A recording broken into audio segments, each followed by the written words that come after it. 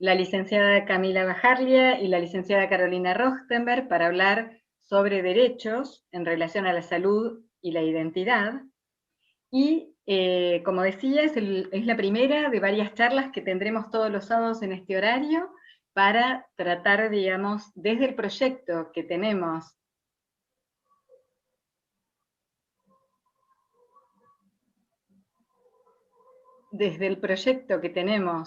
con la OIM, vamos a tratar de ayudar a mejorar las situaciones de la vida de los migrantes que vienen a Argentina y con los que nosotros queremos colaborar junto con OIM en este proyecto. La idea es que tenemos varias maneras de colaborar y una es este ciclo de charlas informativas que va a haber de distintas temáticas, y otra son grupos a los cuales asisten los migrantes, en los cuales hablamos de las situaciones cotidianas y las situaciones que les toca atravesar, y las cosas que se sienten, se comparten entre todos, se va construyendo recursos entre todos. Bueno, también entonces quedan invitados a los grupos que después les vamos a mandar más información, pero los grupos se realizan virtualmente los lunes de 8 a 9 y media de la noche y los miércoles en ese mismo horario de 20 a 21:30. Bueno, los dejo bien acompañados para que Carolina y Camila empiecen la disertación. Bueno, muchas gracias. Vamos a compartir una presentación que hemos hecho, que esperamos que que sirva también para ir acompañando nuestras palabras. A compartir la pantalla. Bueno, antes que nada presentarnos. Mi nombre es Carolina Rochtenberg. Hoy con Camila Bajarlia vamos a estar presentando esta charla de migración y derechos en relación a salud e identidad. Antes que nada, sí, aclarar que, bueno, nosotras trabajamos en una institución de salud del Sistema Público de Salud de la Ciudad de Buenos Aires, que en realidad no es una institución que esté especializada en derechos de las personas migrantes, pero sí son temas con los que trabajamos cotidianamente. Y de todas formas, sí vamos a dejar a disposición durante la charla y hacia el final especialmente algunos recursos, teléfonos de contacto de instituciones que trabajan específicamente con el tema de derechos de migrantes, de refugiados. Bueno, un pequeño mapa de qué vamos a estar trabajando hoy. En principio vamos a hacer una pequeña introducción al marco normativo en relación a derechos de migrantes, a las diferentes categorías migratorias que existen, cómo es el tema del acceso al DNI y a determinadas prestaciones sociales y previsionales a las que las personas migrantes extranjeras pueden acceder.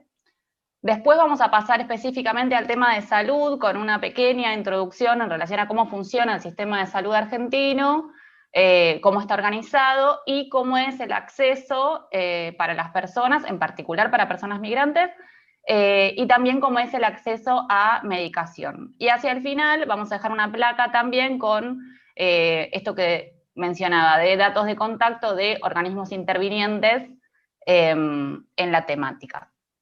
Así que ahora sí, pasa a tomar la palabra Camila y me vas diciendo para que te pase las placas. Bueno, hola, ¿qué tal? Buen día. Lo que queríamos era empezar introduciendo la Ley Nacional de Migraciones, que es la número 25.871. Esta ley viene a introducir un montón de novedades en relación a mayor accesibilidad a derechos para personas migrantes, a diferencia de la ley anterior, digamos que estaba vigente anterior al 2003. Esta ley tiene por objetivo fijar las líneas fundamentales y estratégicas de la política migratoria argentina. Se va a proponer, entre otras cosas, como bien dice ahí la placa, contribuir al fortalecimiento del tejido cultural, garantizar la reunificación familiar, promover la integración en la sociedad argentina de las personas que hayan sido admitidas como residentes permanentes, asegurar el goce de criterios no discriminatorios, promover y difundir las obligaciones, derechos y garantías de las y los migrantes, y promover la integración laboral de las y los migrantes, entre otras cosas, ¿sí? Hay también otros objetivos en este artículo 3 de la Ley de Migraciones. Una de las cuestiones centrales a tener en cuenta es que plantea que la migración es un derecho, ¿sí? En términos de derechos, y que es un derecho esencial e inalienable de las personas. La siguiente.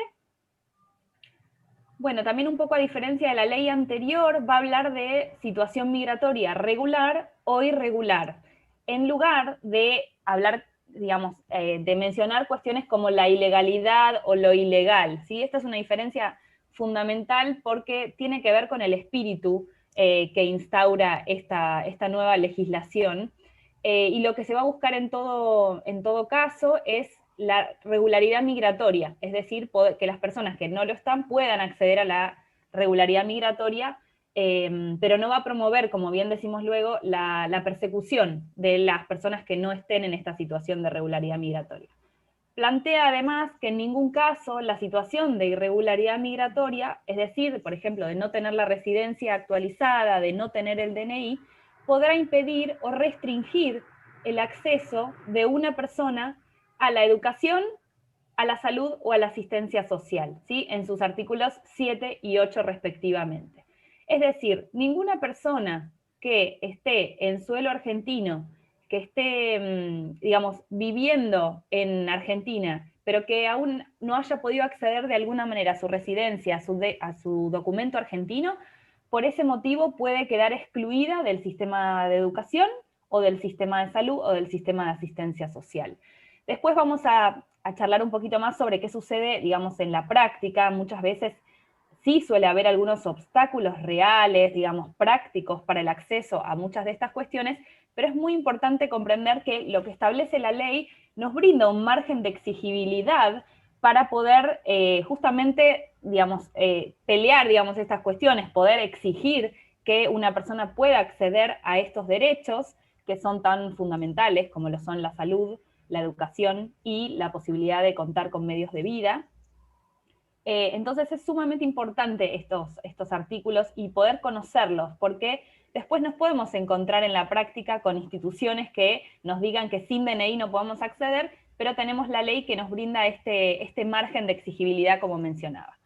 Bueno, a su vez, lo que establece en el mismo sentido de este espíritu de acceso a derechos, establece la obligatoriedad de brindar información sobre la regularización migratoria. Es decir, las instituciones están obligadas a brindar esta información, no así a perseguir o denunciar a las personas que no estén en situación de regularidad migratoria. También es un punto muy importante, porque una persona que puede no conocer cómo acceder a estos derechos, tiene el derecho a poder acceder a esta información en las instituciones que atienden los asuntos migratorios.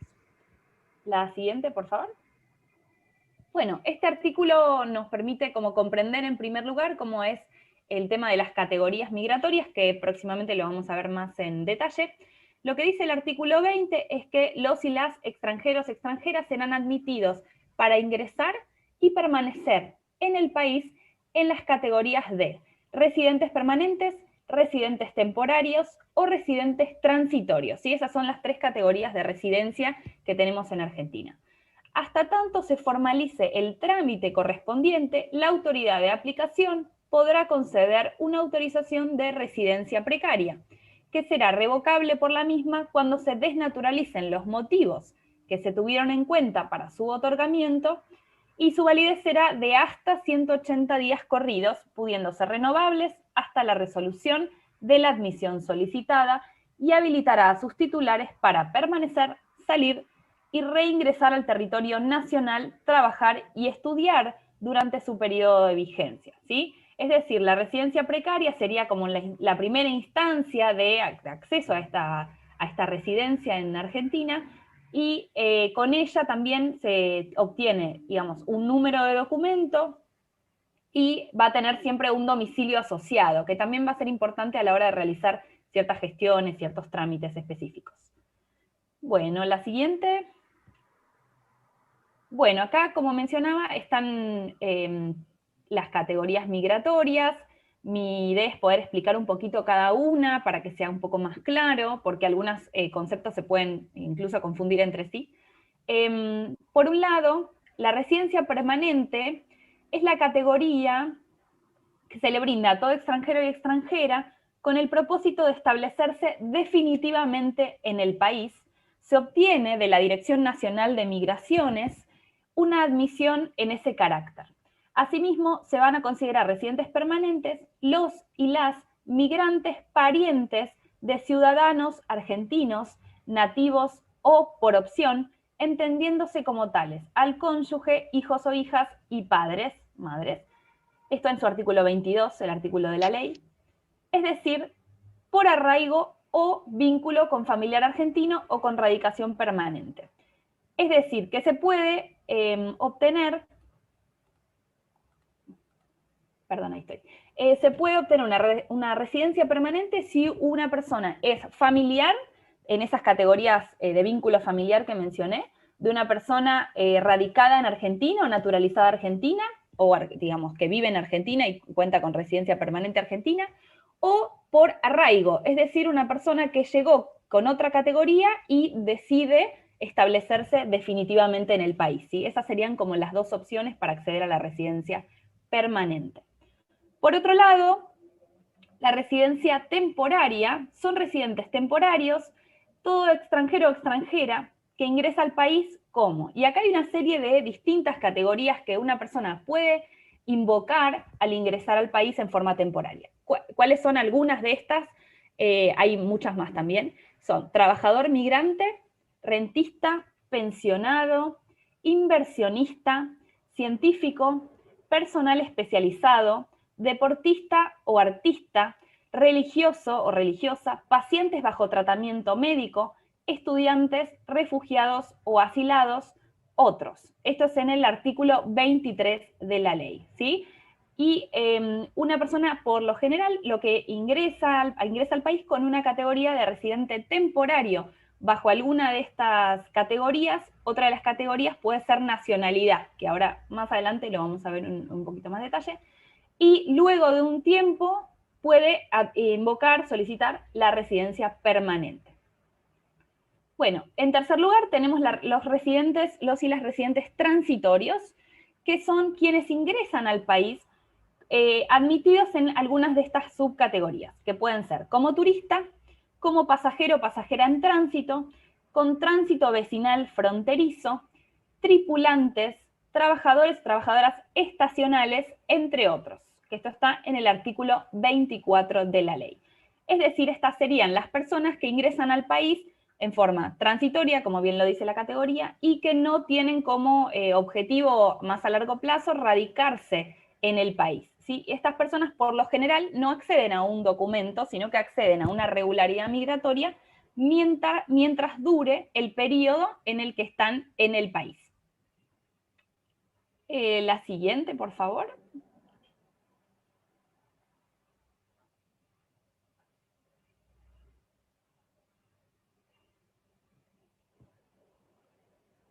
Bien, importante que podrán acceder al documento nacional de identidad aquellas personas extranjeras que cuenten con residencia temporaria o residencia permanente. Esto es como lo que mencionaba anteriormente. Aquellas personas con residencia transitoria no tienen como objetivo radicarse en el país, por ende no tendrían, digamos, el derecho a acceder a la documentación argentina, salvo que esa situación se modifique. Por otro lado, las personas solicitantes de refugio o de asilo en el país con autorización de residencia precaria también podrán obtener su DNI una vez reconocidas como refugiados o asilados por la autoridad competente. Esto está en el artículo 30 de la ley. Bien, la situación de refugiados, digamos, es diferente, no en cuanto a que tienen el mismo derecho, digamos, a acceder al documento, sino que el circuito para su acceso es diferente. También, digamos, cómo se certifica de alguna manera, por así decirlo, la condición de refugiado. Refugiado es una persona que por situaciones de amenaza a su integridad física, a su vida, a su seguridad, o por persecución de distinto tipo, ha tenido que dejar su país de origen porque ahí no puede acceder a la protección correspondiente. Pero es una categoría específica que debe ser obtenida por un organismo específico, que lo voy a buscar así lo puedo explicar un poquito mejor. Bien, en Argentina cualquier persona, sin importar de qué país provenga, puede solicitar el refugio, ya que no existen restricciones relacionadas con el origen de las personas que solicitan refugio. Y todos los aspectos que tienen que ver con la asistencia, la protección y la búsqueda de soluciones para las personas refugiadas en el país son tratados por el organismo correspondiente, es la Comisión Nacional para Refugiados, que es la CONARE, ¿sí? Que tiene su creación en la Ley General de Reconocimiento y Protección al Refugiado, ¿sí? Es una ley que establece, bueno, cuál es el concepto de refugiado y cómo se puede acceder a la regularidad migratoria para las personas refugiadas, ¿sí? Cómo se solicita, ante qué organismo, qué sucede con las personas menores de 18 años, etcétera, y el circuito específico.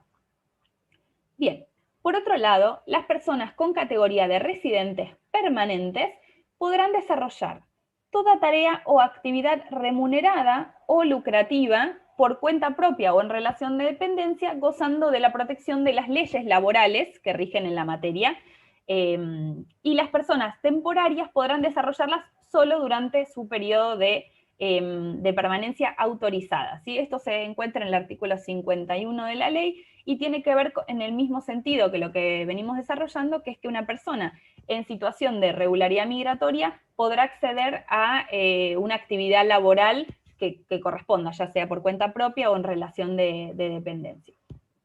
Bien, la siguiente.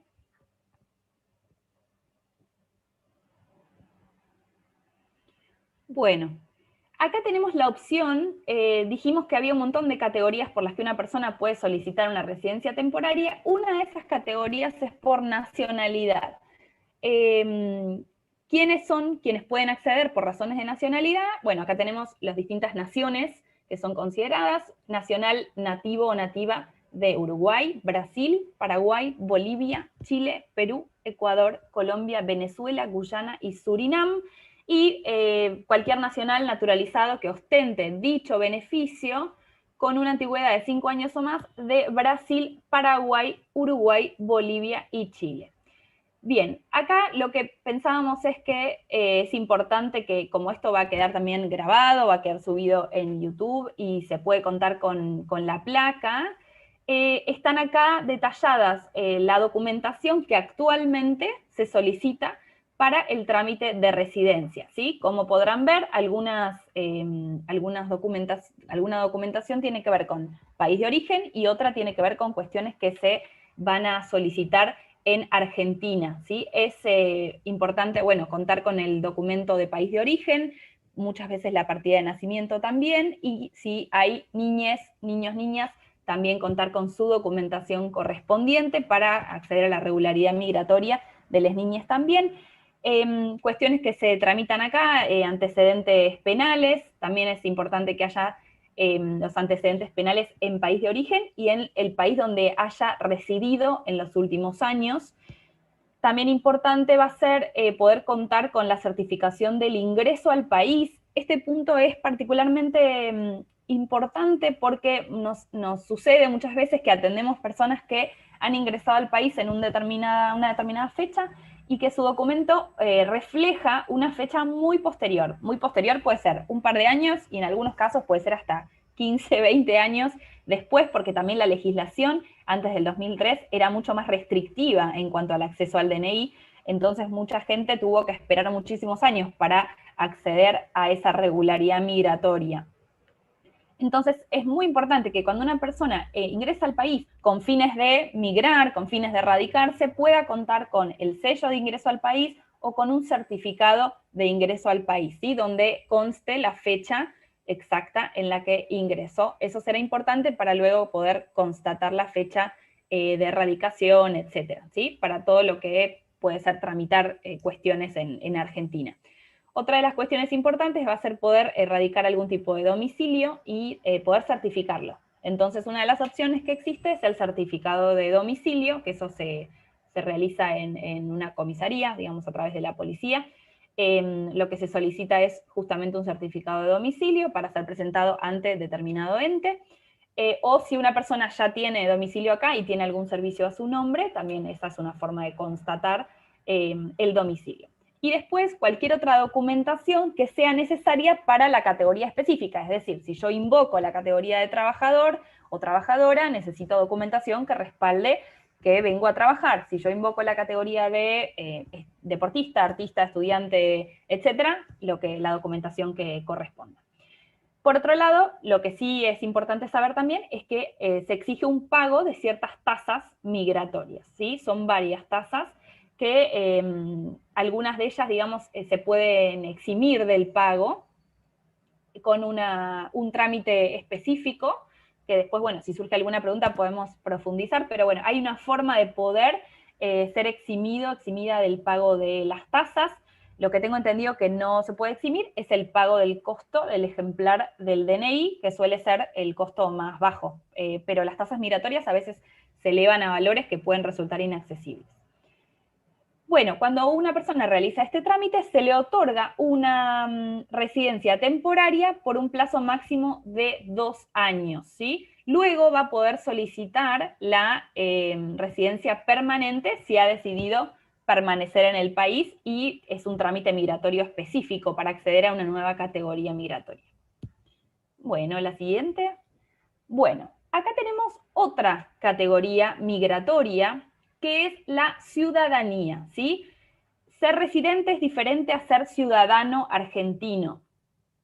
¿Por qué lo traemos hoy? Porque es otro tipo de categoría migratoria, es importante poder también difundir cómo es y cómo se accede, y porque muchas veces el contar solo con la residencia permanente para algún tipo de gestión en particular, como lo que vamos a ver luego sobre algunas prestaciones sociales o previsionales específicas, el contar con la ciudadanía argentina muchas veces acorta los plazos para poder acceder a dichas prestaciones. Por eso lo traemos. Bien, hay dos formas de acceder a la ciudadanía o nacionalidad argentina: por opción o por naturalización.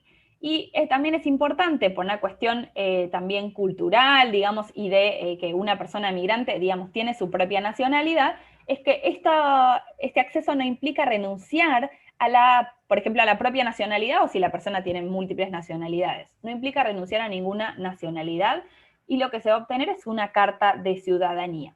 Bien, para explicar un poco estas dos formas de acceder a la ciudadanía, son por opción si una persona es hijo o hija de padre o madre argentino nativo y nació en el exterior, se puede solicitar la nacionalidad argentina. Este es un trámite que se realiza en el consulado argentino si una persona está en el exterior, o en el Registro Nacional de las Personas, RENAPER, en Argentina, o en los registros civiles del país. Esa es una forma de acceder a la ciudadanía, por opción. La otra forma es la naturalización. La naturalización ya implica un trámite judicial, es decir, un proceso judicial que se lleva a cabo en tribunales federales argentinos, que se va a realizar en forma personal y no requiere, en este caso, patrocinio letrado, ¿sí? Es decir, la representación de un abogado o abogada. Bien, ¿cuáles son los requisitos para acceder a la ciudadanía? La documentación que tendríamos que poder presentar es poder certificar 2 años de residencia permanente en el país, que eso está en el documento, en este caso, el DNI y la partida de nacimiento, el certificado de antecedentes penales, un certificado de domicilio nuevamente, y una de las cuestiones que a veces genera ciertos obstáculos o dificultades por el tema de la dificultad muchas veces del acceso al trabajo formal, tiene que ver con la justificación de los medios de vida. ¿Cómo puede una persona justificar sus medios de vida? A través de un contrato de trabajo, un certificado de trabajo o un recibo de sueldo, ¿sí? O, por ejemplo, si una persona es autónoma y se inscribió al monotributo, comprueba aportes sociales, digamos, hay un montón de formas de poder hacerlo, pero suele ser quizás el punto más complejo por el tema de que muchas personas no logran acceder al mercado laboral formal y, por otro lado, pueden acceder a algunos trabajos no registrados, y cuando una persona tiene un trabajo no registrado, es difícil que tenga un comprobante de ese trabajo justamente por su naturaleza no registrada. Entonces, bueno, este suele ser el punto en el que quizás cuesta un poco más poder reunir esta documentación en algunas situaciones. Bien, la siguiente. Bien, ¿por qué entonces traemos también el tema de la ciudadanía, más allá de que es otra posibilidad para las personas migrantes de acceder a la ciudadanía argentina? Es que muchas veces lo que logra hacer, como decía antes, es acortar los plazos para acceder a ciertas prestaciones sociales que ahora voy a mencionar. Bien, a grandes rasgos, algunas de las prestaciones nacionales que contamos en Argentina son la asignación universal por hijo o hija, ¿sí?, que es una asignación que va a corresponder a la madre, al padre o al adulto responsable de un niño o niña que esté, en este caso, desocupado o desocupada, que sea un trabajador de la economía informal o no registrado, es decir, que no cuente con aportes al ANSES, que sería el ente regulador en este caso, que sea un trabajador del servicio doméstico, monotributista social, personas inscritas en programas sociales. Esas son las categorías, digamos, que podrían acceder a la asignación universal por hijo o por hija para una persona que tiene un hijo o hija o más de un hijo o hija. El requisito para las personas extranjeras, esto es interesante mencionarlo porque se modificó en el 2020, o sea, muy recientemente. Actualmente el requisito es tener DNI, o sea, que la persona adulta tenga DNI, el niñe también, en principio niñe también, tener DNI y 2 años de residencia en el país, ¿sí? Hasta el 2020 eran 3 años, que eso dificultaba muchas veces, digamos, la economía de muchas personas migrantes que habían llegado hace ya un tiempo, pero que no llegaban a los 3 años. Actualmente son 2 años, es importante mencionarlo. Bien, y tampoco hay límite, lo que también se modificó es que no hay límite para la cantidad de hijos, hijas que una persona puede declarar. Antes había un límite, creo que, si no me equivoco, eran hasta 5 niñez, y si una familia tenía más de 5 niñez, no se cobraba, digamos, la asignación por esos otros niñez. Bien, por otro lado, tenemos pensiones. Las pensiones pueden ser para una persona adulta mayor, para una persona de más de 65 años, que no cuente con una jubilación, que sería una jubilación con aportes, es decir, de haber trabajado. En Argentina son 30 años de aportes, es decir, de haber trabajado y aportado 30 años, y tampoco no tener ninguna pensión, también que puede ser a partir de los aportes de una persona. Y para personas extranjeras, digamos, acá empieza el tema de los plazos para acceder. El requisito es contar con DNI y con al menos 20 años de residencia en el país, ¿sí? Por otro lado, está la pensión no contributiva por invalidez, que tampoco requiere de, justamente de aportes contributivos, y corresponde a las personas que acrediten una determinada discapacidad, una determinada invalidez, y que se encuentren en situación de vulnerabilidad social, y nuevamente el requisito es 20 años de residencia en el país más el DNI. Luego tenemos la pensión para madres de 7 hijos o hijas, que ahí solicitan 15 años de residencia, y la pensión por vejez, que es para personas de mayores a 70 años sin cobertura previsional, es decir, sin jubilación tampoco, y el requisito son 40 años de residencia en el país. Esta antigüedad de residencia, digamos, muchas veces es sumamente larga, y las personas, digamos, viven acá hace un montón de tiempo, tienen su vida acá, desarrollan su vida acá, pero no pueden acceder por este requisito. Entonces, el trámite de ciudadanía argentina para aquellas personas que residen en forma permanente hace mucho tiempo y pueden acceder a esa documentación y acceder a esta nueva categoría migratoria, es una forma de poder acceder a estas prestaciones sin tener que esperar esta cantidad de años. Es decir, se accede de la misma forma que accede otro ciudadano argentino. Es decir, por ejemplo, en este caso, si fuera adulto mayor, teniendo 65 años o más, y DNI argentino, o DNI con ciudadanía argentina. Es decir, que no tendrían que esperar las personas esta cantidad de años que muchas veces nos resulta inaccesible, para poder acceder a estas prestaciones. Por eso nos resulta interesante, no porque es un trámite sencillo necesariamente, pero es una opción cuando las personas requieren acceder a estas prestaciones y no cuentan con esta antigüedad en el país. Bien. Bueno, te dejo la palabra, Caro. Bueno, muchas gracias. Bien, ahora vamos a pasar un poco a hablar sobre sistema de salud, ¿sí? Y formas de acceso al sistema de salud. En principio, retomamos un poco esta ley de la que venía hablando Camila, que es la Ley Nacional de Migraciones, que específicamente en su artículo 8, antes lo habíamos mencionado, pero dice: no podrá negársele o restringírsele en ningún caso el acceso al derecho a la salud, la asistencia social o la atención sanitaria a todos los extranjeros que lo requieran, cualquiera sea su situación migratoria. Las autoridades de los establecimientos sanitarios deberán brindar orientación y asesoramiento respecto a los trámites correspondientes a los efectos de subsanar la irregularidad migratoria.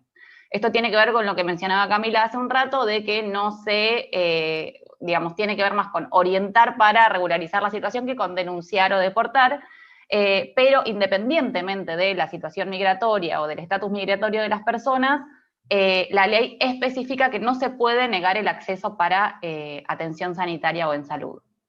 Y más abajo agregamos, nosotros en Argentina no tenemos una ley nacional de salud, ¿sí? O una ley de salud integral, sino que hay las distintas jurisdicciones o provincias tienen sus propias leyes. De todas formas, todo el país, digamos, la ley de migraciones con este artículo 8 es nacional, es federal, así que alcanza para todos los países, todo el país, todas las provincias y jurisdicciones, pero específicamente, por ejemplo, en la Ciudad de Buenos Aires, que sí tiene una ley básica de salud, hay un apartado que dice que lo que plantea la ley de la Ciudad de Buenos Aires alcanza a todas las personas, sin excepción sean residentes o no de la Ciudad de Buenos Aires. ¿Sí? Esto tiene que ver con personas que vivan, personas que transiten, personas que trabajen, personas que estén de visita, todas pueden atenderse en el sistema público de salud de la Ciudad de Buenos Aires. Bien. Acá hay una parte bastante compleja que es cómo explicar cómo funciona nuestro sistema de salud. En general, cuando se trata de explicar el sistema de salud argentino, suele referirse a que es un sistema fragmentado, heterogéneo, inequitativo, digamos, tiene distintas características, que es bastante desarticulado también, pero a grandes rasgos, nuestro sistema de salud está como compuesto por 3 subsectores, ¿sí? El subsector estatal, que es los hospitales públicos, los centros de salud o unidades sanitarias, digamos, que pertenecen al subsector público, que se financian con presupuesto del Estado, ¿sí? Básicamente con los impuestos, y que funciona con la lógica de lo público. Por otro lado, otro subsector es el llamado de las obras sociales, ¿sí? Que es esto que mencionaba Camila recién cuando hablaba de tener un trabajo registrado, ¿sí? Los trabajadores formales o del trabajo registrado, en general, una parte de su salario se destina a las obras sociales, ¿sí? Es a la cobertura en salud, es lo que en otros países suele llamarse seguridad social, también.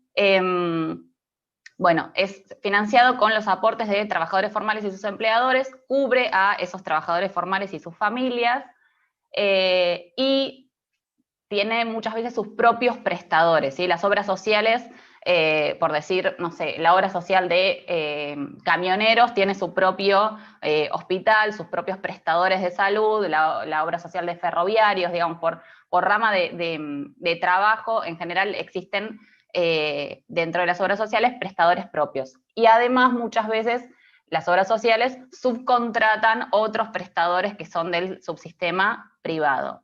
El subsistema privado, por su parte, se financia con el gasto de bolsillo del usuario, ¿sí? Con la lógica más del cliente o consumidor, e incluye a las empresas de medicina prepaga, ¿sí? Cuando uno contrata un seguro de salud, pero también a profesionales o prestadores de la salud que cobran por sus consultas particulares, ¿sí? Ya sea cuando una o uno va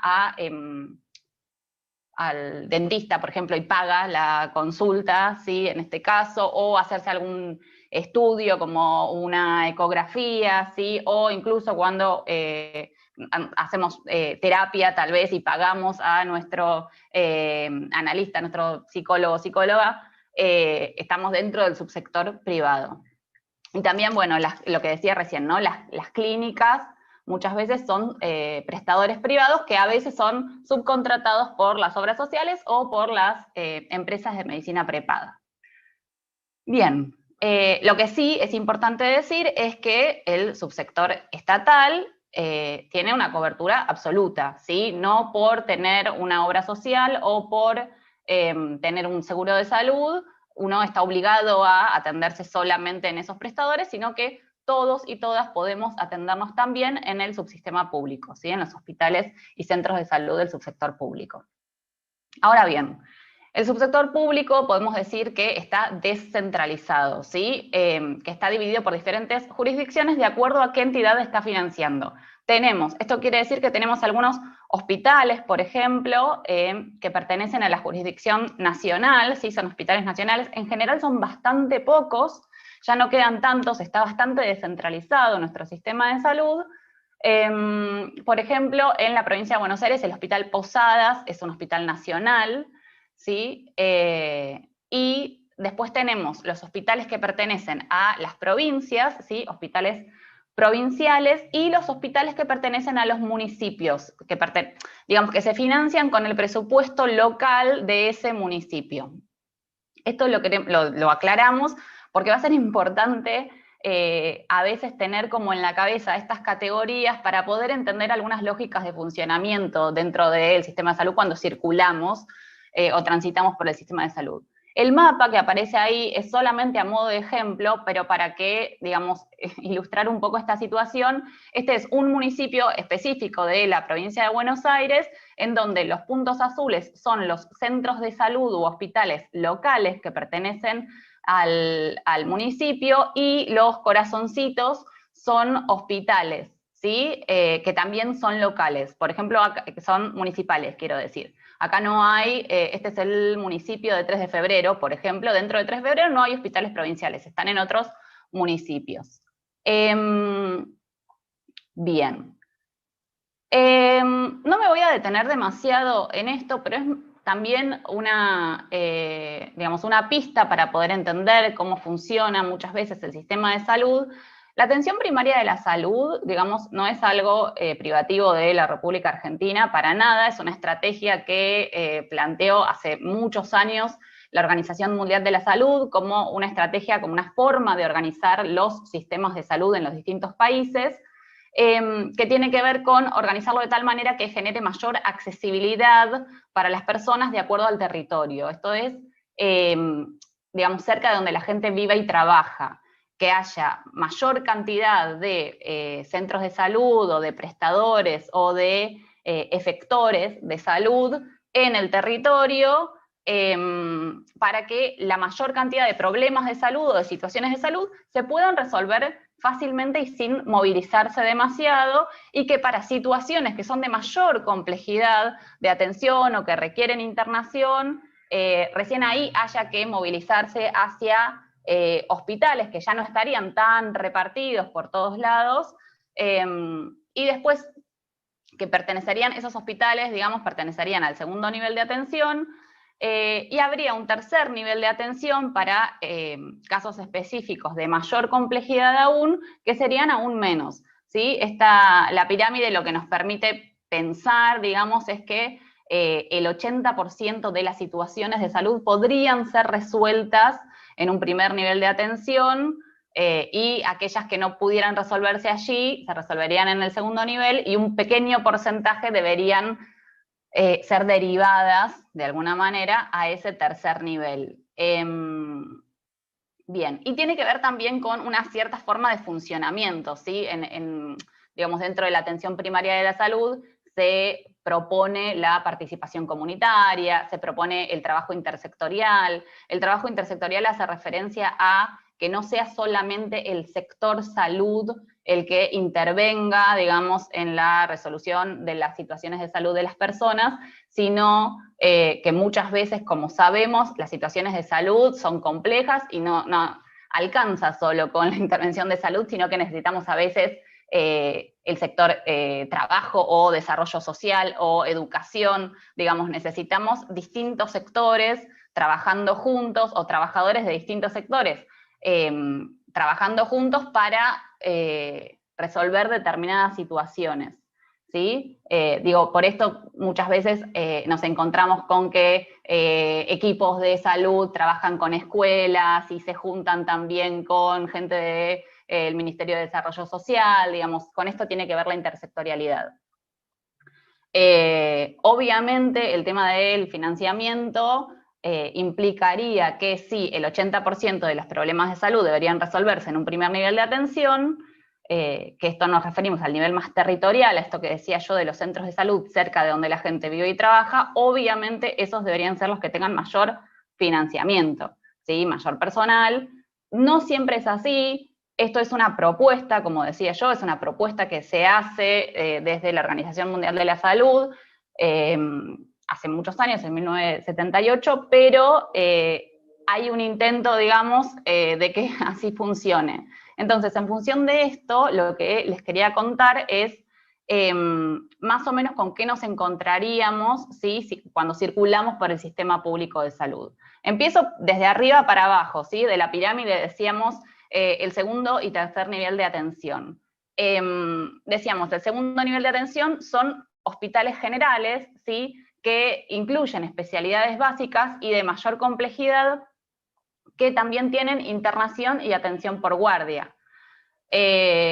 Digo, conocemos muchos, por nombrar, en la ciudad de Buenos Aires tenemos 13 hospitales generales, ¿sí? Algo que no aclaré, que está acá más abajo, es que en Ciudad de Buenos Aires, si bien ya no es un municipio, la Ciudad de Buenos Aires es una ciudad autónoma, tiene como otra entidad, pero todos los hospitales públicos de la Ciudad de Buenos Aires son locales, ¿sí? Esto que decíamos de si es provincial, nacional, bueno, pertenecen a la Ciudad Autónoma de Buenos Aires. En provincia, lo que decíamos antes, algunos hospitales pueden ser provinciales y otros municipales.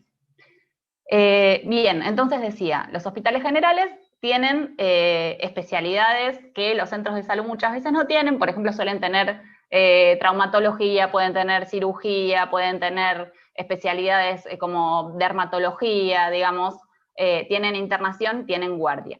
Los hospitales especializados, por su parte, que los veíamos como en la punta de la pirámide, son hospitales que también tienen internación, suelen atender por consultorios y por guardia, y también por derivación desde los hospitales generales, ¿sí? Esto que decíamos, de una situación que se puede atender en un hospital general, pero que por su nivel de complejidad necesita ser derivada a un hospital de mayor complejidad, y que son específicos por patología, ¿sí? O por problemática de salud.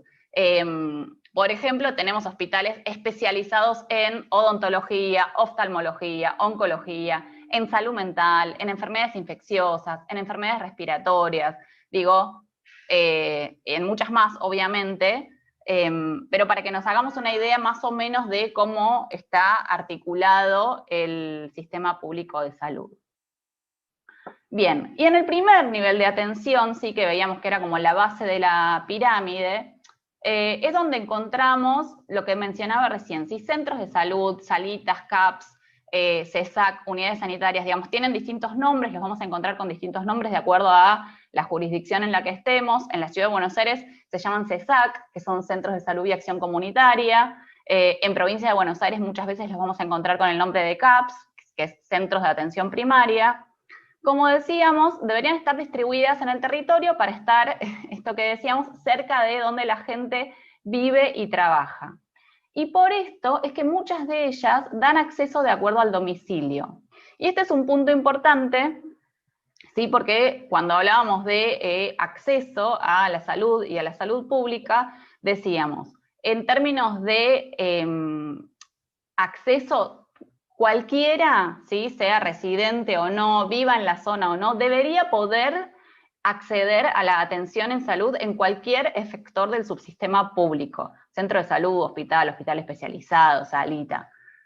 Ahora bien, como decíamos, la estrategia de atención primaria, la descentralización, propone que cada persona pueda atenderse o tratar su salud lo más cerca posible de donde vive y trabaja.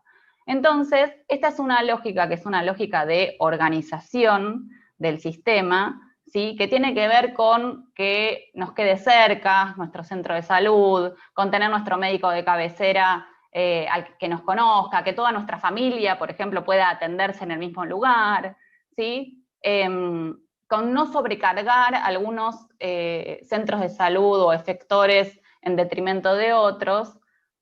Por lo tanto, muchas veces, digamos, se solicita que las personas tengan domicilio dentro del área, lo que se llama el área de responsabilidad de un centro de salud, ¿sí? Dentro del barrio donde queda el centro de salud, vamos a decir, para que pueda ser admitido.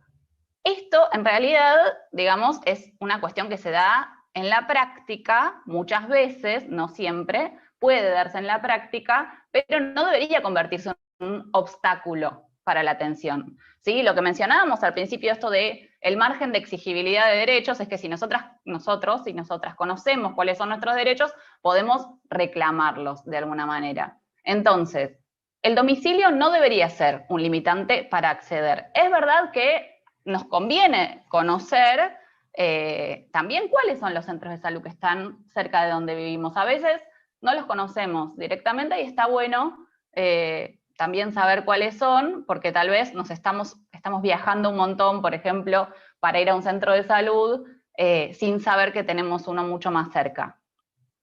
Bien, los centros de salud, decíamos, atienden disciplinas y especialidades básicas, ¿sí? No tienen internación. Ahí figuran las disciplinas: pediatría, clínica médica, medicina general, psicología, trabajo social, nutrición, odontología, enfermería, vacunación, ginecología, obstetricia, farmacia, digamos. Puede ser que no haya todas estas especialidades y disciplinas en todos los centros de salud, puede ser que en algunos haya más o menos. También desde estos centros de salud o centros de atención primaria se desarrollan actividades comunitarias y o territoriales, esto que decíamos de la articulación con organizaciones del barrio, con organizaciones sociales, con las escuelas de la zona, con comedores comunitarios. Obviamente la situación de la pandemia limitó muchísimo las actividades comunitarias y las actividades territoriales, las actividades grupales, pero bueno, en el espíritu del trabajo de cómo funciona el primer nivel de atención, estas actividades forman parte.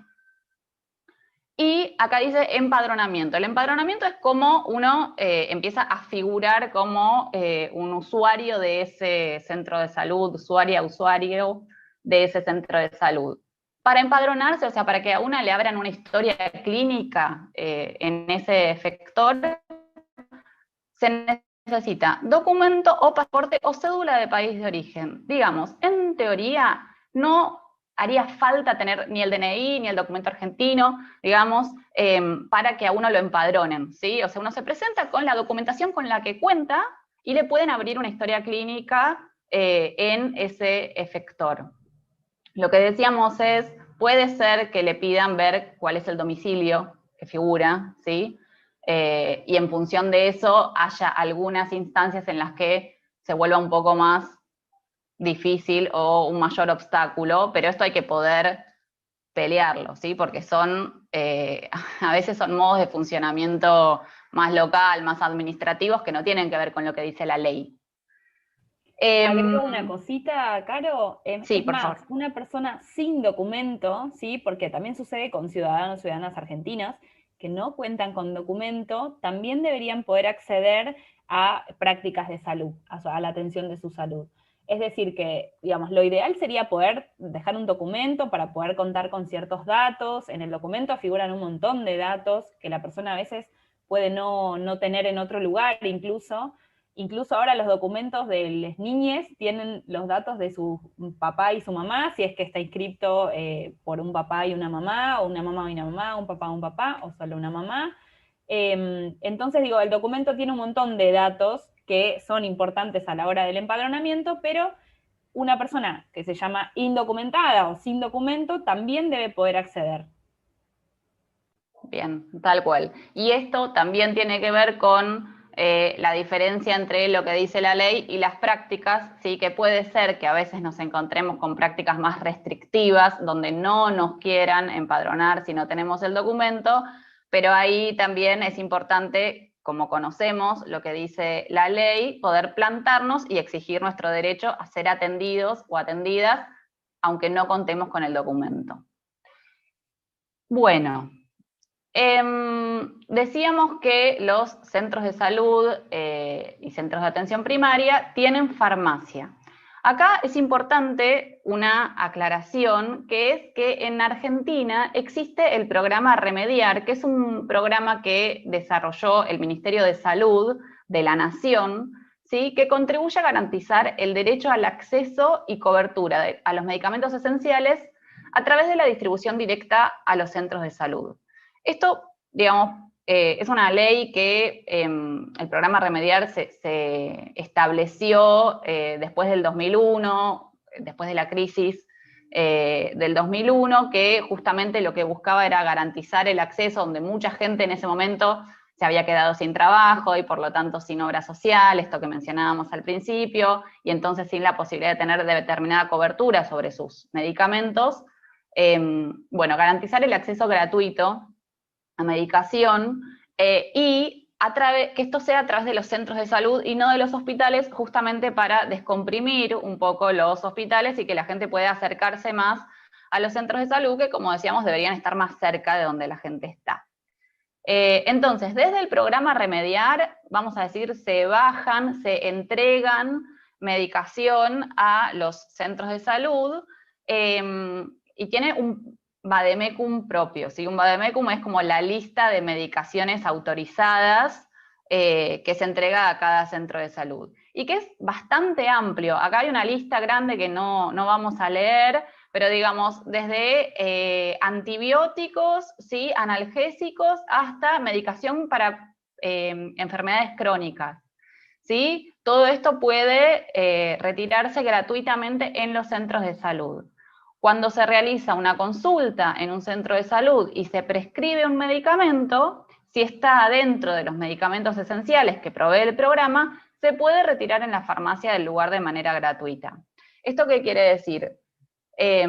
Necesitamos una receta, ¿sí?, para acceder a la medicación, digamos, como en cualquier farmacia del país. Entonces, para poder acceder, necesitamos una consulta previa, donde se nos indique esa medicación. Si es una medicación crónica que nosotros o nosotras venimos tomando desde antes, estoy pensando en el caso de migrantes que llegan, que tal vez ya tienen un diagnóstico, ya tienen una medicación que vienen tomando desde hace muchos años, que necesitan, bueno, es importante acercarse a un centro de salud, ver si se puede acceder a una consulta médica para que esto se pueda garantizar, ¿sí?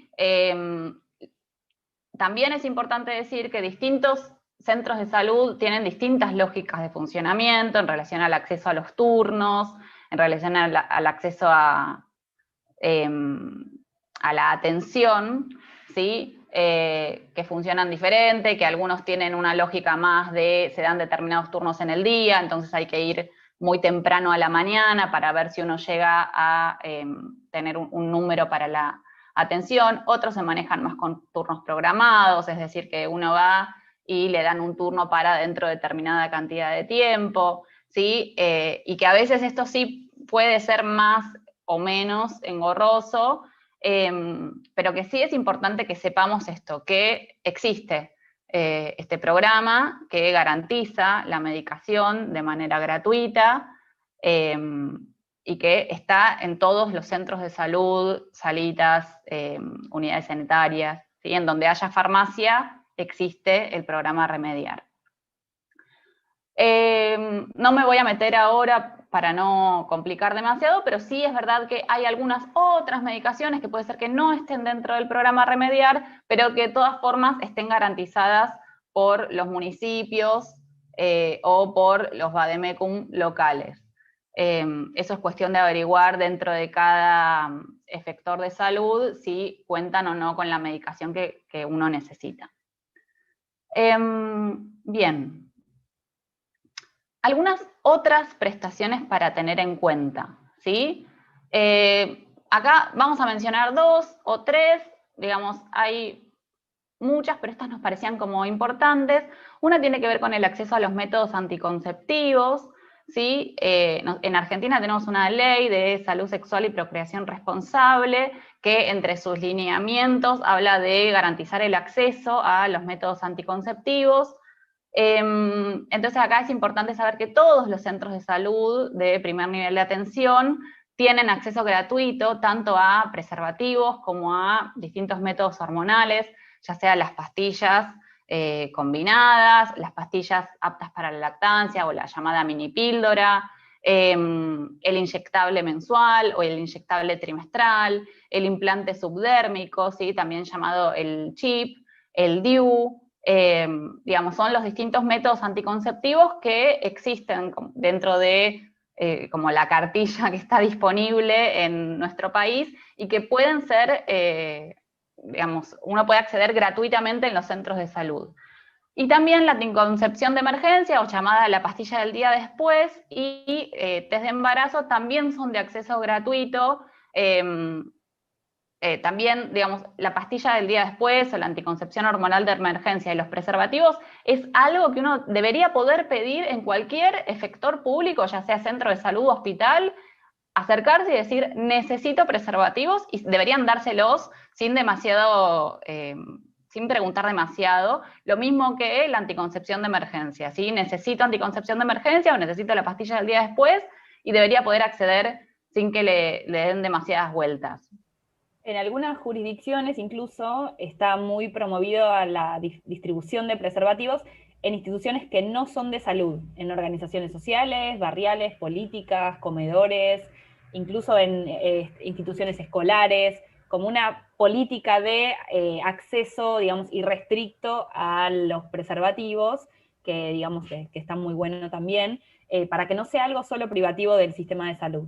Y por otro lado, también quería agregar que en esta Ley Nacional de Salud Sexual y Procreación Responsable también se incluyen, ya no dentro de la atención de los centros de atención primaria, sino ya vendría a ser de los hospitales, el acceso a métodos anticonceptivos permanentes, ¿sí? Como son la ligadura tubaria o la vasectomía, ¿sí? Métodos que ya son quirúrgicos, por eso que requieren de otro tipo de intervención que no se realiza en los centros de atención primaria, pero sí que están contemplados como prácticas dentro de la ley para la población general.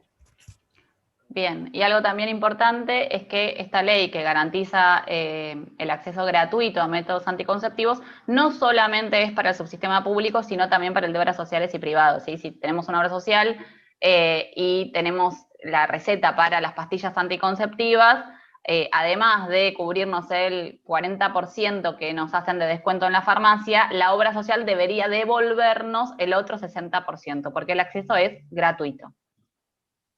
Bien, y la otra prestación importante que no queríamos dejar pasar es el tema de la interrupción voluntaria y legal del embarazo. ¿Sí? Como deben haberse enterado, en Argentina desde diciembre del año pasado tenemos una nueva ley que habilita la interrupción voluntaria del embarazo. La ley plantea que hasta la semana 14 de gestación se puede acceder a la interrupción con la sola solicitud de la mujer sin dar explicaciones, ¿sí? Y luego de las 14 semanas pasamos a lo que sería la interrupción por causales, ¿sí? Es decir, que puede interrumpirse el embarazo cuando es producto de una situación de violencia sexual o de una violación, o cuando pone en riesgo la salud o la vida de la mujer. En este caso, debería haber un equipo de salud interviniente que pueda dar cuenta de cómo se dan esas causales. La interrupción voluntaria del embarazo se realiza en la mayoría de los centros de salud de la Ciudad de Buenos Aires, por ejemplo. En muchísimos centros de salud, digamos, hay equipos que trabajan específicamente en esto, y desde que existe la ley, todos los subsectores deberían poder garantizarla. Sabemos que en el subsector privado todavía hay clínicas que se están adaptando, que están armando sus equipos, pero esto es algo que deberíamos poder exigir porque hay una ley que así lo garantiza. Algo más que quería mencionar, que tal vez había surgido previamente como una duda, es el tema de la vacunación por COVID, ¿sí? Que había surgido también como una consulta. El tema de la vacunación por COVID, bueno, como sabemos en nuestro país está todavía bastante lenta, pero sí se realiza, por ejemplo, en la provincia de Buenos Aires, empadronándose con un número de documento y muchas veces con el número de trámite que tiene el DNI. Entonces, ¿qué pasa con aquellas personas que no cuentan con DNI? Bueno, esas personas pueden vacunarse igual, ¿sí? El tema es que tienen que hacer un trámite dentro de la posta de vacunación local del municipio en el que estén o donde tengan el domicilio para poder acceder a la vacunación. Cuando sea el momento donde, no sé, si uno tiene entre 60 y 70 años y se estén vacunando personas mayores de 60, digamos, cuando entre dentro de los criterios de la vacunación de ese momento, habría que acercarse a una posta de vacunación, ¿sí? Y explicar que no se cuenta con documento para poder acceder. O sea, el derecho a la vacunación está igual garantizado. El tema es que hay algunos pasos administrativos que hay que cumplir en el medio porque el empadronamiento, el registro de la vacunación está asociado al registro que tiene el Registro Nacional de las Personas, ¿sí? El RENAPER, que es cuando uno pone un número de documentos, sale con la base de datos del RENAPER. Pero, digamos, este derecho va a estar garantizado de todas formas. Bueno, y acá tenemos, no vamos a explicar todas, es una placa más que nada para que quede, ya que esto va a quedar grabado, que se conozca, que se pueda buscar, pero hay algunas otras leyes nacionales que nos parecía que es importante conocer o saber de qué se trata, ¿sí? La ley de salud sexual y procreación responsable la mencionamos recién, pero hay otras leyes también que hacen a los procesos de salud de las personas y que en nuestro país abren distintos tipos de garantías que es importante conocer, la ley de parto humanizado, la ley de protección integral de los derechos de niños, niñas y adolescentes, la ley de protección integral para prevenir, sancionar y erradicar la violencia contra las mujeres en los ámbitos en los que desarrollen sus relaciones interpersonales, ¿sí? Acá sí es importante hacer un asterisco para nombrar el número 144, ¿sí? O en la Ciudad de Buenos Aires el 137, que es el número para denuncia y asesoramiento de situaciones de violencia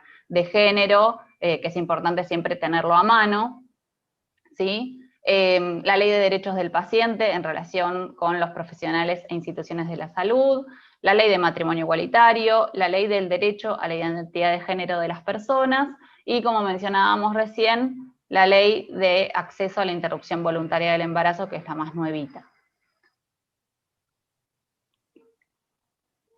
Bueno, no sé, Cami, si querés mencionar esto. Dale, sí, nos parecía también importante dejar estos datos de contacto más que nada, nos resultan útiles para todo lo que son los trámites migratorios en general y todo lo que tiene que ver con los cruces entre migración y salud, migración y derecho a la educación, migración y derecho a prestaciones, acceso a la justicia, etcétera.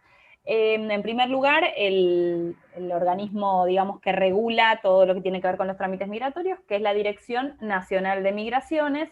Ahí está el domicilio. Actualmente es importante mencionar que todos los trámites se están realizando en forma digital. Ya desde antes de la pandemia se había iniciado lo que es el sistema RADEX, que es el sistema por el cual una persona solicita la residencia y presenta la documentación en forma digitalizada para regularizar la situación, acceder al DNI, etc. Pero hoy en día una de las dificultades por las que atraviesan las personas migrantes es que no hay forma, o es difícil, no es que no hay forma, sino que es difícil acceder a una atención presencial. Entonces algunas cuestiones, bueno, están resultando un poco complejas cuando hay algún problema con algún documento en particular o con alguna solicitud específica, porque digamos que es un circuito muy protocolizado y muy estándar, y cuando hay una excepción o una situación especial, es como difícil poder acceder a un turno presencial, pero bueno, es importante mencionar que esta es la página web, esta es la dirección. Tampoco tenemos un teléfono que sea tan accesible, pero bueno, hay una página web donde hay un lugar para hacer consultas en general vía correo electrónico. Por otro lado está el Registro Nacional de las Personas, donde se generan, digamos, los documentos en toda la nación. Están los domicilios y el número de teléfono, que es un 0800 de atención al ciudadano, y también la página web. Por otro lado, están algunas de las comisiones que funcionan dentro de la Defensoría General de la Nación. En este caso mencionamos la Comisión del Migrante y la Comisión del Refugiado, cada una con su respectivo domicilio actualizado. Luego está el Palacio de Tribunales, actualmente no está funcionando en forma presencial, pero sí es un recurso muy válido para todo lo que tiene que ver con la asesoría y el patrocinio jurídico en forma gratuita, ¿sí? En pandemia esto no está atendiendo en forma presencial, pero fuera de pandemia es un recurso que utilizamos mucho. Es dentro del Palacio de Tribunales, en la calle Talcahuano, por la mañana, y ahí es donde en general se deriva a las personas para poder asesorarse y tramitar la ciudadanía. Como dijimos, es un trámite judicial la ciudadanía. Por otro lado, una institución con la que trabajamos y articulamos mucho desde salud, por lo menos, que es CAREF, es la Comisión de Apoyo a Refugiados y Migrantes, es una organización de la sociedad civil, en la calle Alberdi, en el barrio de Flores. Actualmente tienen un WhatsApp, que está ahí mencionado, y una página web, donde se puede acceder, en primer lugar, a una consulta telefónica. Cualquier situación que tiene que ver con la trayectoria migrante, algún conflicto, dificultad, situaciones familiares, situaciones legales, situaciones de falta de acceso a derechos, digamos, hay equipos que acompañan, hay equipos jurídicos, hay servicio social, hay, digamos, muchas personas especializadas para poder acompañar estas situaciones. Y por último, dejamos también los datos de la Defensoría del Pueblo, en este caso es de la ciudad de Buenos Aires. Tiene un área específica de migrantes y también un área específica de salud, que también atienden muy bien estas situaciones, por supuesto, para el ámbito de la ciudad de Buenos Aires. Nos comentaba Diana que hay una pregunta. Sí, en realidad, si querés podemos dejar de compartir la pantalla, ya la presentación bárbaro. era hasta acá, y podemos pasar al que haya en relación a preguntas. Bien, retomo la... Perdón, me parece importante, así las leo, las preguntas que están en el chat del YouTube. Una de ellas, de Soraya Ortiz, que agradece mucho tan valiosa información, también pregunta, ¿qué puede hacer un migrante que no tiene el dinero para hacer el trámite migratorio y estar legal? Bien, retomo la pregunta. Hola, Soraya. Lo que se puede hacer es solicitar la exhibición de las tasas migratorias. Eso es a través de un trámite en particular, se hace una carta específica donde se constata que la persona no tiene la forma de abonar estas tasas. Eso se hace en un montón de instituciones, en la Defensoría del Pueblo lo hacen, muchas veces en CAREF lo hacen, en los centros de acceso a la justicia que están distribuidos territorialmente a nivel nacional también lo hacen, incluso desde, yo soy trabajadora social en particular, nosotras lo hemos hecho también desde instituciones de salud, desde hospital o centros de salud. Es una carta donde se ponen los datos de la persona y se solicita la exhibición del pago de las tasas migratorias. Tengo entendido que no en su totalidad se puede eximir del pago del trámite, porque son varias las tasas que hay que abonar, son varias las boletas de pago. Y entiendo que lo que no se puede eximir, hasta donde yo sé, salvo que sea a través solamente del RENAPER, es el ejemplar de DNI, que está en los 300 pesos. Ese costo entiendo que no sería tan sencillo de que se exima del pago.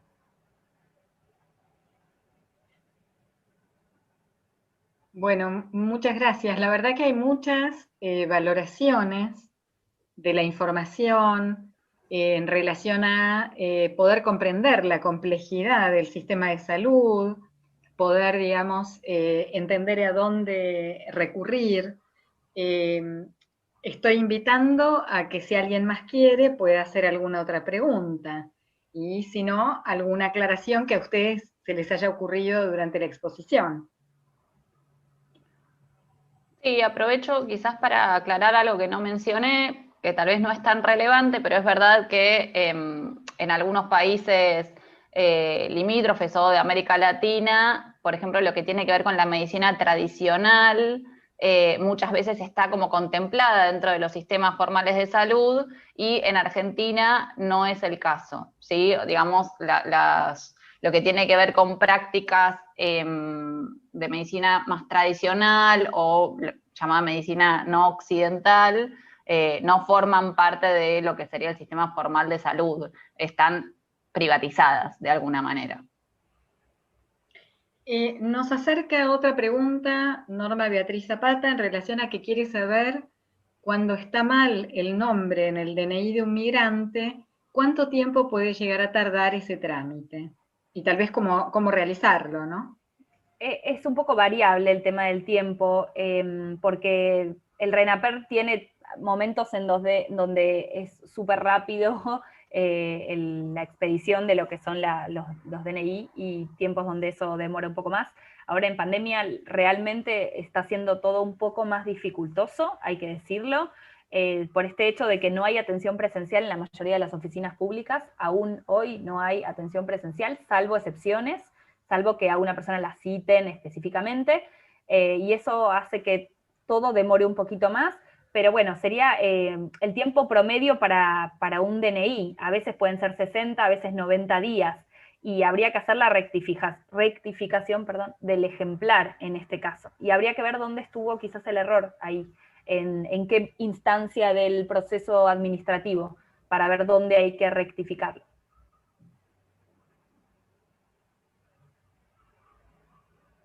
Yo también aprovecho para hacer una aclaración más en lo que tiene que ver con la relación entre migración, salud y muchas veces situaciones de discapacidad, que cuando una persona migrante llega al país, no tiene aún su DNI, nos ha pasado que a veces los turnos de migraciones eran muy a largo plazo y las personas recién tenían dentro de un año el turno para el DNI, y eso hacía que por ese año no podían contar con el ejemplar.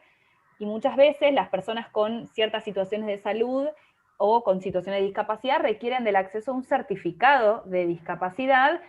La Dirección de Migraciones hace la excepción con cierta documentación que hay que presentar, incluido un certificado de salud de esa situación en particular, de esa patología en particular, de poder tramitar el DNI antes del turno otorgado. Eso es importante porque realmente muchas personas lo desconocen. Yo, hasta que tuve que acompañar una situación, lo desconocía, pero una persona podría, certificando la situación de salud y la importancia de que acceda rápidamente a su DNI, poder acceder en forma rápida a la residencia precaria en este caso, pero con la residencia precaria ya, como dijimos, se cuenta con número de DNI, se cuenta con domicilio en Argentina, y el DNI con los tiempos de producción del ejemplar de DNI, que ya son los mismos tiempos del RENAPER.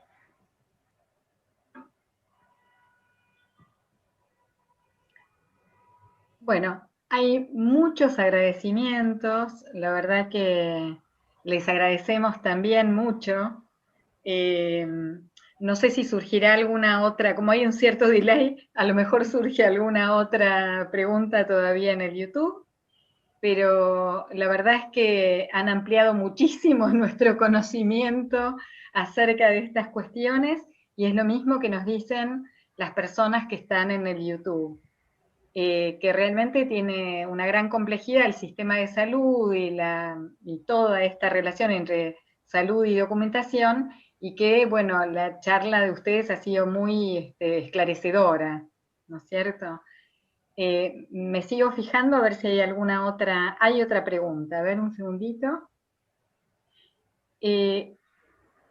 Soraya Ortiz quiere saber, ¿qué pueden hacer las personas que no tienen un ingreso legal? Porque hay muchos venezolanos que entraron con niños de forma irregular y no tienen la fecha de entrada. ¿Qué podrían hacer estas personas? Bueno, si no entraron de forma legal hay que ver con qué fecha, digamos, ahí hay un vacío, si se quiere, para establecer una fecha determinada. Ahí se va a tomar seguramente la fecha de inicio de trámite, posiblemente, o la fecha que la persona pueda decir que entró al país. Lo que se solicita en general es este sello o este certificado o esta, de alguna manera, esta certificación de migraciones de la frontera que sea, para poder justamente determinar un momento como de inicio de la residencia, sería, o de la radicación. Habría que ver el caso específico. En ese caso sugiero que la persona se acerque a algún efector donde haya, en este caso, un servicio social, puede ser un hospital, un centro de salud, o directamente alguna de las instituciones que mencionamos en la diapositiva. alguna de las instituciones que estén atendiendo temas de migrantes, esos contactos son para utilizarlos, ¿sí? Estas instituciones están trabajando actualmente con circuitos diferenciados por el tema de la pandemia, pero no dejen de asesorarse porque son todas de acceso gratuito, y la verdad que son personas que están acompañando situaciones todo el tiempo. Así que yo, digamos, insto a que puedan acceder, acercarse a algunas de estas instituciones o algún centro de acceso a la justicia, algún atajo, digamos, son algunas de las otras organismos que también atienden todo lo que tiene que ver con acceso a derechos en sentido amplio, ¿no? Pero incluye todo lo que tiene que ver con trámites migratorios. Y lo que existe hoy en día para la población general, digamos argentina o extranjera, es la asignación universal para las niñas, y después hay algunos recursos municipales, que ya eso depende de cada municipio. Digamos, la Ciudad de Buenos Aires tiene algunos recursos propios y así los municipios. Pero desafortunadamente, digamos, a pesar de su nombre, que son de título universales, muchas veces sin el DNI a este tipo de prestaciones es muy difícil acceder. Ahí está donde la contradicción, si se quiere, o la tensión que existe entre lo formal y lo real, ¿no? Que por ley nosotras deberíamos poder acceder sin obstáculo a la asistencia social, y en la práctica muchas de estas prestaciones nos solicitan el DNI.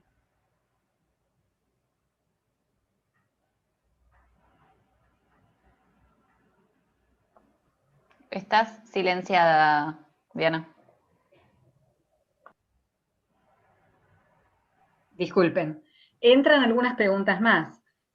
Flor pregunta, ¿cómo sé dónde está, supongo que dónde está radicado mi DNI? Tengo todavía el vencido. Y también alguien que se titula Viejito Feliz dice, llevé mi documentación para tramitar el DNI y me lo ofrecieron para 180 días, van 5 meses y aún no llegan. Para el último comentario, muchas veces son días hábiles, por ende es bastante tiempo, pero igual sería bueno hacer un seguimiento. Uno, cuando realiza el DNI, en general tiene algún tipo de número de expediente, de trámite, de seguimiento. Específicamente no recuerdo ahora el nombre, pero sería bueno hacerle un seguimiento porque en algún lado está ese ejemplar. Y puede ser que llegó a un domicilio, no lo recibieron, volvió al correo, digamos, lo que tiene que ver con la burocracia de las entregas del correo también. Así que habría que ver dónde quedó ese DNI. Y lo mismo para Flor. Cuando una persona tiene el DNI vencido, es que hay que hacer algún tipo de trámite, posiblemente si estás entre la residencia temporaria y la permanente, hay que hacer ese otro trámite para acceder a la permanente, o simplemente es tramitar nuevamente el DNI. En ese caso es solicitar un nuevo DNI, pero bueno, depende de cada situación. Flor aclara que en realidad se lo llevaron del correo y no lo pudo recibir, que fue al correo y le dijeron que ya no lo tenían, y que por eso es que ahora está en esta situación en la que no sabe dónde recurrir a buscarlo. Sugiero utilizar el número del RENAPER, atención al ciudadano, porque en general la documentación que llega al domicilio no se recibe y vuelve al correo. En general hay dos caminos, o se destruye y se tiene que volver a hacer, esperemos que no sea este el caso, o vuelve al ente de donde salió, digamos, de inicio. Entonces, en este caso sería el RENAPER, el Registro Nacional de las Personas. Ahí en la diapositiva dejamos el 0800, que es el de atención al ciudadano. Seguro con los datos, con el número de documento, con el nombre o con el número de trámite lo van a poder seguir. Hay otra pregunta de Norma Beatriz Zapata que pregunta si los inmigrantes que viven en provincia se pueden derivar a capital en las direcciones que ustedes les pasaron para regularizar el DNI o la precaria. O sea, si quienes viven en provincia pueden pasar a capital para esos lugares que ustedes dieron, pero tengo la impresión de que esos lugares son nacionales, o sea que... Sí. La mayoría atienden a nivel nacional y tienen algunos, como por ejemplo los que mencioné que no estaban en la diapositiva, que son los centros de acceso a la justicia o los atajos, son nacionales y están distribuidos territorialmente. Y los pueden buscar simplemente en Google con ese nombre, Centros de Acceso a la Justicia, y les sale un mapa con todas las direcciones. Van a ver que en pandemia muchos atienden en forma telefónica. Entonces ahí hay que hacer un contacto telefónico previamente. Y si no, digamos, el resto de los organismos son nacionales. Sí, en general son nacionales, salvo la Defensoría del Pueblo, que es de la Ciudad de Buenos Aires. Bueno, a ver, vamos a ver si hay alguna otra.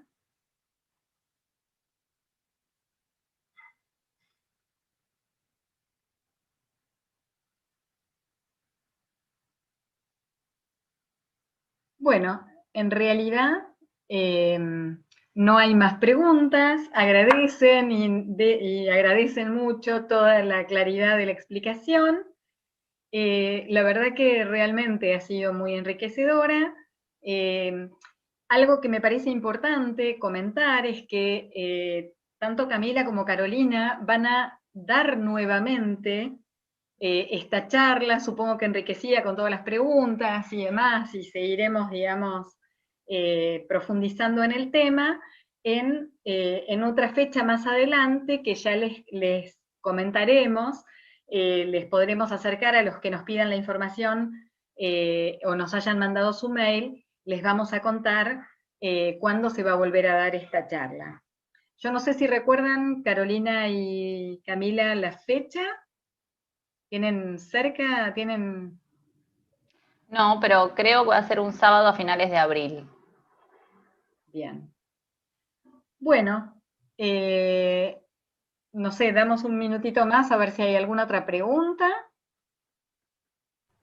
Sí, aprovecho el minuto para aclarar también que en por lo menos todo lo que es salud, que es lo que conocemos más con Caro, en todas las instituciones de salud, en la mayoría puedo decir, hay atención de trabajo social, que lo que hacemos es acompañar muchas de estas situaciones, entre otras cosas, así que no dejen de acercarse, muchas veces hay o una trabajadora social o un trabajador social o un equipo incluso más completo, en los hospitales lo mismo. Así que cualquier dificultad en este caso, si no recuerdan o no saben cómo realizar algún tipo de trámite o se encuentran en una situación específica por la que quieren consultar, no dejen de acercarse. Insto a que se acerquen, digamos, son espacios que trabajamos con todo lo que tiene que ver con acceso a derechos. Y en función de eso quería también reforzar esto que decíamos de que los centros de salud, CAPS, salitas, digamos, o de acuerdo al nombre con el que los encontremos, están distribuidos en el territorio. Entonces, que sí sería importante que, de acuerdo al lugar donde estén viviendo, que busquen, puede ser googleando incluso, cuáles son los centros de salud, CESAC o CAPS, que quedan cercanos al domicilio donde estén viviendo en este momento, porque muchas veces quizás por referencia también de otros migrantes o de otras personas o de redes que se van armando, se arman como referencias con un lugar específico y no sabemos que tenemos otros lugares mucho más cerca y más accesibles que no implican, por ejemplo, tomarse un colectivo o viajar, que además es un costo económico y en contexto de pandemia tampoco está tan bueno exponerse. Hay una pregunta más. En el caso de iniciar la ciudadanía, ¿podrían repetir cuáles son las opciones para demostrar ingreso? Soy monotributista, nos dice Guaycabar, y ¿tengo acaso que pasar por un contador? No, en principio la idea del trámite de ciudadanía es que lo pueda hacer una persona en forma personal, sin gestores, sin intermediarios. No sería necesario. Lo que se solicita es, como a grandes rasgos, es justificación de los medios de vida. Es decir, un recibo de sueldo sería para una persona en relación de dependencia. Para una persona monotributista es comprobante del pago de monotributo, por ejemplo, o facturación, digamos, los comprobantes que una persona monotributista puede emitir para comprobar justamente que está inscripto en esa categoría. Sería eso solamente, además de la documentación que nombramos, ¿no? Certificado de domicilio, DNI, etc. Pero para justificar medios de vida sería solamente eso, no hace falta un trámite adicional.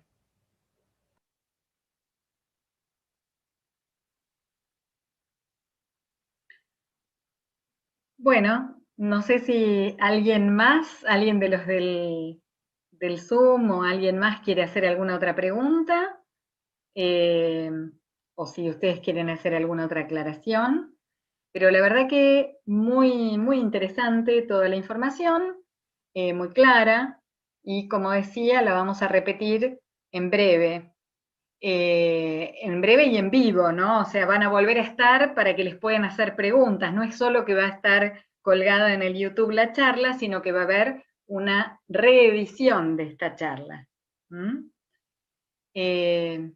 No sé, Isabel y Betty, no sé si alguien quiere hacer otra pregunta. El micrófono, Betty. Sí, preguntas no, pero les quería agradecer la claridad, la información, lo didáctico, la disponibilidad, ¿no? Que tienen para dar esta charla. La verdad quería agradecer el aporte de ustedes. Bueno, me adhiero a lo que dice Betty, lo vi muy generoso en información. Me parece que eso es lo fundamental con el migrante, la calidad de la generosidad que podemos brindar. La información, por supuesto, pero quiero decir, además, fueron muy generosas, tienen una actitud de escribirlo todo.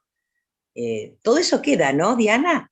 Todo eso sí, todo esto va a quedar a partir de la semana que viene, como nos decía nuestro asesor técnico, va a quedar colgado en esta misma página de YouTube por la que nos están viendo y van a poder acceder a verlo en diferido. Bueno, yo quería aprovechar para también agradecerles la invitación. Para nosotras también es una información que es importante y es valioso poder transmitir. Y sabemos, digamos, que hay gente que tal vez está acá hace mucho tiempo y desconoce muchas veces sus derechos, y en términos de la exigibilidad de derechos, de poder, como decíamos, plantarse y decir, bueno, esto me corresponde, es muy importante conocerlo. Así que nosotras también muy agradecidas por la invitación a Abdeva y a la OIM por poder estar acá. Me sumo al agradecimiento. Muchas gracias por la convocatoria. Ya es el final de la charla, ya nos retiramos todos. Les agradecemos muchísimo a los disertantes y a todos los que participaron y a todos los que nos acompañaron por YouTube. Los esperamos entonces el próximo sábado en este mismo horario y vamos a dar la información que hace falta. Chao, hasta luego.